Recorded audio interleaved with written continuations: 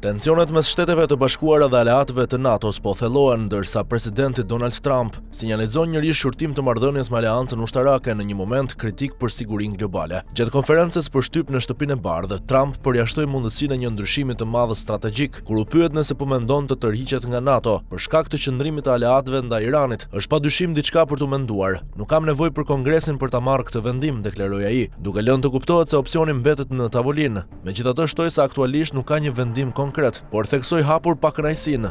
Nuk jam veçanërisht i entuziazmuar. Më herët në një reagim në platformën Truth Social, Trump kritikoi ashpër mungesën e gatishmërisë për së shumicës aleatëve të NATO-s për të përfshirë në operacionin ushtarak kundër Iranit. Ai theksoi se pavarësisht dakordësisë së përgjithshme se Irani nuk duhet të zotërojë armë bërthamore, vendet aleate kanë refuzuar të angazhohen ushtarakisht. Nuk kemi më nevojë për ndihmën e vendeve të NATO-s dhe nuk kemi as dëshirë për të, shkroi Trump, duke zgjeruar kritikat edhe ndaj partnerëve të tjerë si Japonia, Australia dhe Korea e Jugut. Presidenti amerikan përshkroi NATO-n si një marrëdhënie të pabarabartë, ku sipas tij SBA-ja mban barrën kryesore financiare dhe ushtarake, pa marrë mbështetje të mjaftueshme në momente kyçe. Ne shpenzojmë qindra miliarda dollar në vit për të mbrojtur këto vende, ndërsa ata nuk bëjnë asgjë për ne, sidomos në një kohë nevoje, deklaroi Trump. Këto qëndrime sinjalizojnë një përshkallëzim të retorikës së Trump ndaj aleatëve dhe rrisin pasigurinë mbi të ardhmen e rolit amerikan në NATO, në një kohë kur konflikti me Iranin po teston kohezionin e aleancës perëndimore.